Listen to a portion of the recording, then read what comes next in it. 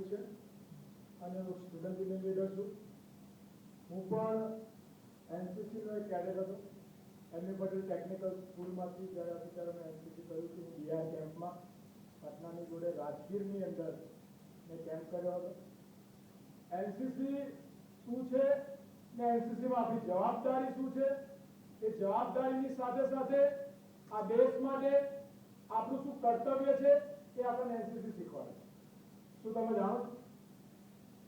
પાણીપુરી ખાવું નહીં કે આપણી જોડે ટાઈમ મળે એટલે પિક્ચર જોવા જવું નહીં, પરંતુ એનસીસી આપણાને આપણા દેશ માટેનું કર્તવ્ય, આપણા સમાજ માટેનું કર્તવ્ય, આપણા પરિવાર માટેનું કર્તવ્ય અને આપણા માટેનું કર્તવ્ય જો કોઈ શીખવાડતું હોય તો એનસીસી શીખવાડે.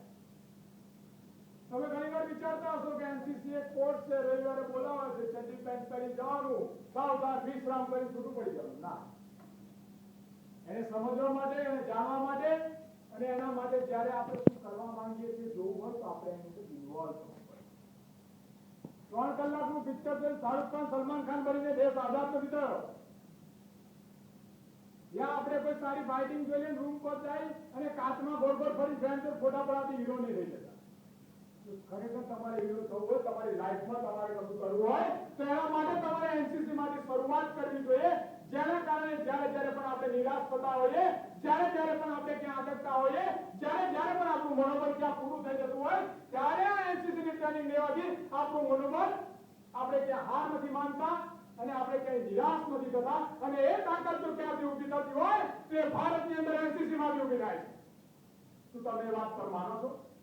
શું વાત પર તમે બિલીવ કરો છો? નથી કરતા પણ કરતા થઈ જાઓ. હું તમારી વચ્ચેમાંથી ઉભો થયો એક વિદ્યાર્થી, જ્યારે સ્કૂલમાં એક બેન્ચ પકડી અને ખૂણામાં બેસી રહેતો હતો. આ જ એનસીસી માંથી મારામાં લીડરશીપ ઊભી થઈ.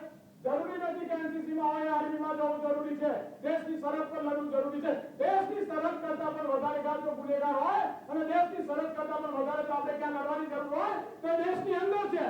એ તાકાત જો ઊભી કરતું હોય તો આ એનસીસી કરે.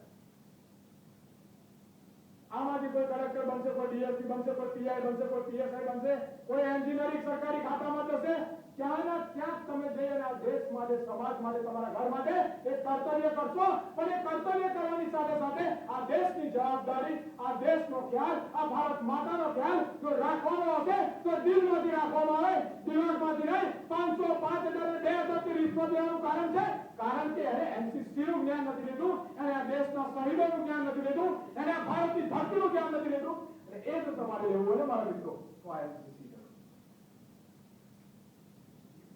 2, 5, 10, 15 મિનિટ વાત સાંભળવાથી ક્યારેય આ જज्बो ઉભો નથી થતો. કહેવત છે કે तूफानों ने लूट दिया वो विस्तार जहां हमने अपना सीना छोड़ दिया, अरे देश तो शहीदों के सैनिकों ने बचा लिया, मेरे भाई कुछ बचा है वो आप बचा लो, एनसीसी में जाओ. અને આ એનસીસી કામ કરે. એનસીસી ની યુનિટ તમે બોર્ડ જોઈને જોતા હશો કે એનસીસી આ શું કરે છે.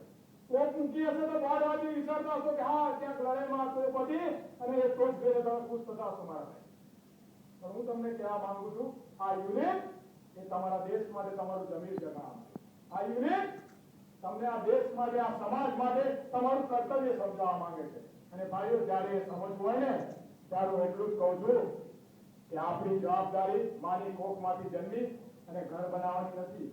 આપણી જવાબદારી એ કોખમાંથી જન્મ નહીં અને ભારત ધરતી એ ભારત માની કોખમાં આપણે બેઠા છીએ અને ભારત માની પર રક્ષા કરવાની જવાબદારી એ આપણી જવાબદારી છે. અને એ જવાબદારી જો તમારે શીખવું હોય ને તો એનસીસી માંથી શીખવામાં આવે છે. એનસીસી શીખવાડે છે કે તમારી હજારોની આવાજ બુલંદ કઈ રીતે કરવી.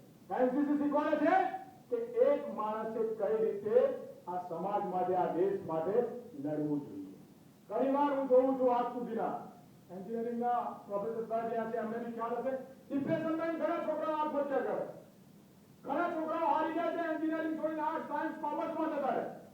ઘણા વિદ્યાર્થીઓ નિરાશ થઈ અને તલવાર અને પોતાના હથિયાર મૂકી અને ક્યાંક નોકરીએ લાગી જાય છે. હું તમને મારા ભાઈ એટલો જ કહેવા માંગુ છું, જો તમને મારી આજની વાત આટલી જે 2, 5, 10, 7 મિનિટની વાતમાં થોડી પણ સચ્ચાઈ તમને દેખાતી હોય ને અને જો તમને એવું લાગતું હોય કે ખરેખર હું આ ભારત માતાનો પુત્ર છું અને ખરેખર મારે ભારત માટે કશું કરવાનું હોય તો મારા ભાઈઓ દર રવિવારે ખાલી તમારો સમય 2 કલાકનો એનસીસી માં ફાળવી દો અને એકવાર એનસીસી માં સામેલ થજો.